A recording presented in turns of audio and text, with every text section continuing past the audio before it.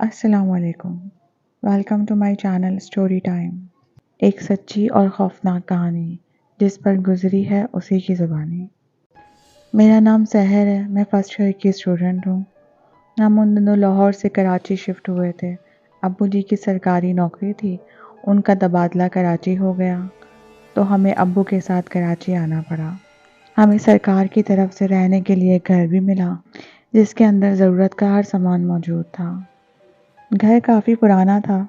گھر کے ساتھ ہی ایک بہت بڑا پیڑ تھا، آم کا پیڑ۔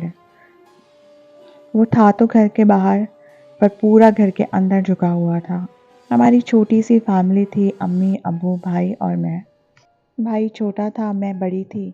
بھائی کی عمر 13 سال اور میری 16 سال۔ ابھی گھر میں آئے ہمیں کچھ ہی دن گزرے تھے کہ گھر میں کچھ عجیب و غریب سے واقعات پیش آنے لگے۔ ایک دن دوپہر کو آرام کے گھر سے امی کمرے میں جا کر لیٹ گئیں۔ چھوٹا بھائی موبائل پر گیم کھیل رہا تھا۔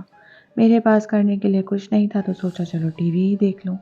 میں ٹی وی لاؤنج میں بیٹھی ٹی وی دیکھ رہی تھی کہ اچانک میری نظر کھڑکی سے باہر صحن میں پڑی۔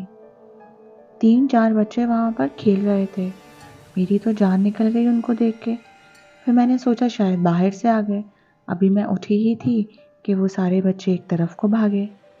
جب میں آگے بڑھی اور میں نے آگے نکل کر دیکھا، نہ ادھر کسی بچے کا نشان تھا، نہ ادھر کوئی بچہ تھا ہی نہیں۔ میں نے باہر دروازے کی طرف دیکھا، اس پر تو تالا لگا ہوا تھا۔ ڈر تو میں گئی تھی، پر میں خاموشی سے آ کر بیٹھ گئی اور نہ جانے پھر پتہ نہیں کب میری آنکھ لگ گئی۔ جب میں سو کر اٹھی تو مجھے بخار تھا، پر میں نے کسی سے ابھی ذکر نہ کرنا ہی بہتر سمجھا۔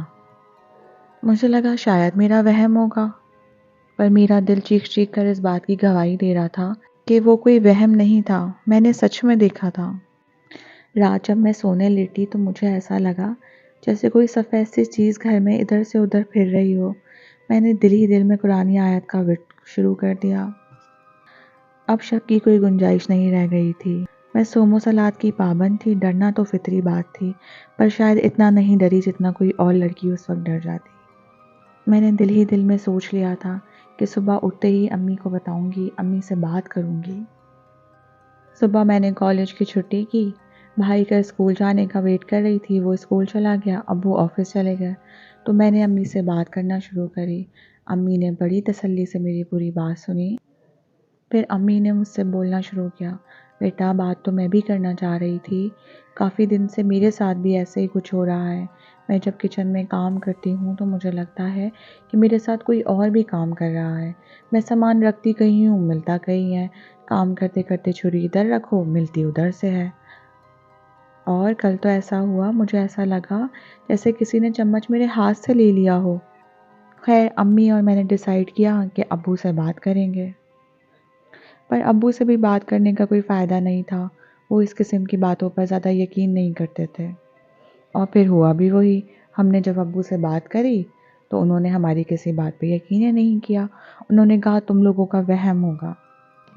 ہم بھی خاموش ہو گئے، پر جیسے جیسے وقت گزرتا گیا تو اس طرح کی چیزیں کچھ زیادہ ہونے لگیں۔ کبھی رات میں ایک کے بجائے 3-4 ہیولے نظر آنے لگتے۔ اب چاہے کوئی کتنا ہی بہادر ہو، ڈر تو جائے گا نا، ہم بھی ڈر جاتے تھے۔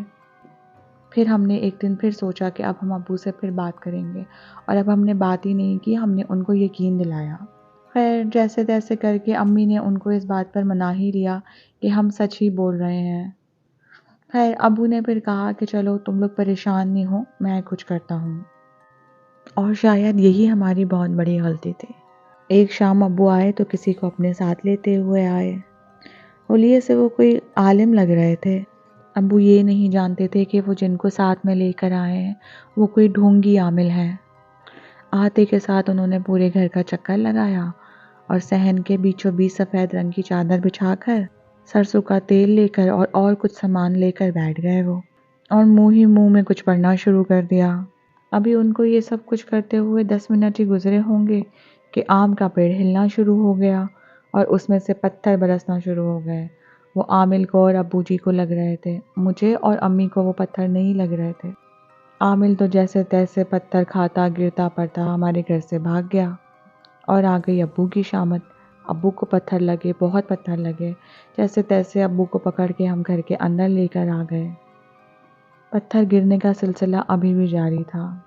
کچھ دیر بعد مغرب کی اذان شروع ہو گئی تو پھر جیسے کچھ امن سا ہو گیا۔ جیسے جیسے اندھیرا بڑھتا جا رہا تھا ہمارا دل تو خوف کے مارے ڈوبا چلا جا رہا تھا۔ ابو کو امی نے ہلکی پھلکی پٹی کر کر دوا دے کر بستر پر لٹا دیا۔ ابو لیٹے آرام کر رہے تھے۔ کوئی 9 ساڑھے 9 بجے کا وقت ہوگا۔ رات ہوتے ہی ایسا معلوم ہوا جیسے سینکڑوں کی تعداد میں لوگ ہمارے گھر میں چل رہے پھر رہے ہوں، اور شور ایک نہ سمجھ آنے والا شور تھا۔ ایک ہلچل تھی لیکن نہ نظر آنے والی ہلچل تھی۔ ہم سب اتنا ڈر گئے۔ امی نے وضو کیا اور وضو کر کے امی سورہ بقرہ پڑھنے بیٹھ گئی۔ وہ اونچی اونچی آواز میں سورہ بقرہ پڑھ رہی تھی۔ ابو بے بسی کے عالم میں ہم لوگوں کو دیکھ رہے تھے اور ہم دونوں بہن بھائی ڈرے سہمے امی کے قریب بیٹھے ہوئے تھے۔ امی کے پڑھنے سے یہ ہوا کہ جو گھر میں ایک شور، ایک ہنگامہ مچا ہوا تھا وہ تھمنے لگا۔ وہ تھمتے تھمتے ایسا ہو گیا کہ ایک گہرا سناٹا ہو گیا۔ صرف امی کی تلاوت کرنے کی آواز پورے گھر میں گونج رہی تھی۔ اس سے کچھ تسلی ہوئی۔ ابھی امی نے تیسرا سپارہ شروع کیا ہی تھا کہ ایک دم لائٹ چلی گئی۔ لائٹ کے جاتے ہی ہماری تو جان ہی نکل گئی۔ ابھی لائٹ گئے ہوئے کچھ سیکنڈ ہی ہوئے تھے کہ ایک سفید کپڑوں میں لمبا چوڑا روپ دار آدمی اور اس کے پیچھے ایک بہت خوبصورت چادر میں لپٹی ہوئی عورت کمرے میں داخل ہوئی اور وہ آ کر امی کے سامنے بیٹھ گئے۔ قدرے سخت لہجے میں گویا ہوئے، السلام علیکم، ہم یہاں سالوں سے رہتے ہیں، یہ ہمارا گھر ہے، ہمارا پورا خاندان یہاں پر آباد ہے، ہم بھی مسلمان ہیں۔ آپ جب یہاں پر آئیں تو ہمیں بہت برا لگا، پر آپ کو نماز پڑھتے دیکھا، قرآن پاک کی تلاوت کرتے دیکھا تو ہم نے اپنا ارادہ بدل لیا۔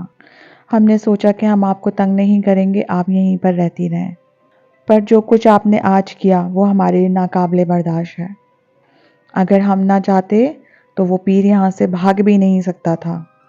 ہم سب تو اتنا ڈر گئے تھے کہ کانٹوں تو خون نہ نکلے، ہماری تو آواز ہی نہیں نکل رہی تھی۔ امی نے بڑی ہمت کر کے بولا، تو اب آپ لوگ کیا چاہتے ہیں ہم سے؟ یہی کہ جلد سے جلد آپ لوگ یہ گھر خالی کر دیں، آپ کے لیے یہی بہتر ہوگا۔ یہ کہتے ہی وہ دونوں میاں بیوی ایسے غائب ہو گئے جیسے وہاں پر تھے ہی نہیں۔ آپ سوچ سکتے ہیں آدھی رات کا وقت تھا، لائٹ گئی ہوئی تھی، کمرے میں گپ اندھیرا تھا اور اس میں کسی کا یوں آ جانا اور پھر یوں ہی غائب ہو جانا۔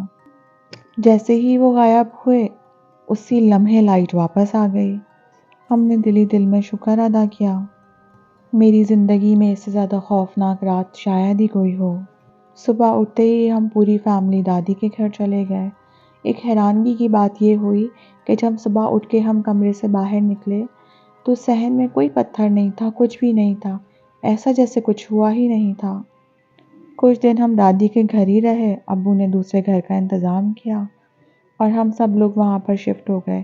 یہ ایک الگ کہانی ہے کہ ہم نے وہاں سے اپنا سامان کیسے اٹھایا۔ آج میری عمر 30 برس ہے، میری شادی ہو گئی ہے، 2 بچے ہیں، بھائی اعلیٰ تعلیم کے لیے لندن چلے گئے ہیں، ابو کا انتقال ہو گیا ہے اور امی میرے ساتھ ہی رہتی ہیں، اور آج بھی جب کبھی وہ رات یاد آ جاتی ہے تو روح تک کانپ جاتی ہے۔ میں اور امی اکثر یہ بات کرتے ہیں کہ غلطی ان کی نہیں تھی، ہماری تھی۔ جب کوئی آپ کو تنگ نہ کرے تو اسے بھی تنگ نہیں کرنا چاہیے۔ اس دنیا میں اللہ تعالیٰ کی بہت ساری مخلوقات رہتی ہیں۔